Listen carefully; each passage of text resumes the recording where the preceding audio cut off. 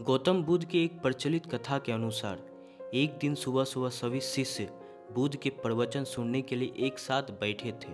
कुछ देर बाद बुद्ध अपने हाथ में एक रस्सी लेकर आए। उनके हाथ में रस्सी देखकर सभी शिष्यों को हैरानी हुई। बुद्ध अपने आसन पर बैठे और उन्होंने रस्सी में एक के बाद एक 3 गांठें बांध दी। इसके बाद उन्होंने शिष्यों से पूछा, क्या ये वही रस्सी है जो गांठ बांधने से पहले थी? इस प्रश्न के जवाब में एक शिष्य ने कहा, तथागत, इसका उत्तर थोड़ा मुश्किल है। ये हमारे देखने के तरीके पर निर्भर करता है।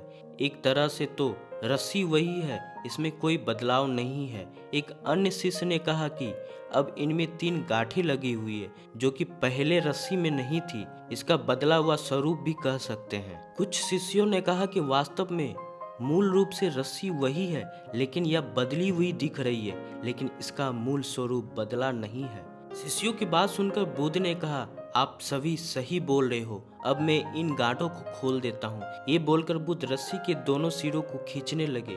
बुद्ध ने पूछा कि क्या इस प्रकार रस्सी की गांठें खुल जाएगी?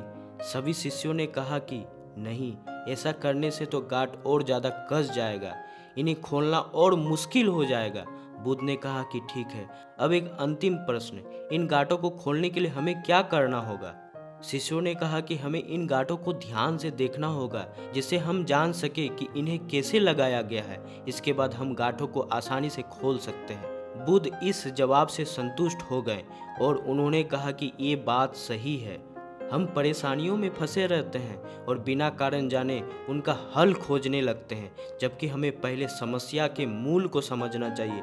जब समस्या की वजह समझ आ जाएगी तो उन्हें सुलझाना बहुत ही आसान हो जाएगा। सही में दोस्तों, हमारी ज़िंदगी में इतने सारी समस्या हैं जिसे हम उलझे रहते हैं और उलझनों के कारण उसे सुलझाने का तरीका जो है मूलतः भूल जाते हैं। लेकिन समस्या का मूल स्वरूप क्या है उसे हम लोगों को देखना चाहिए और समस्या को सुलझाना भी चाहिए।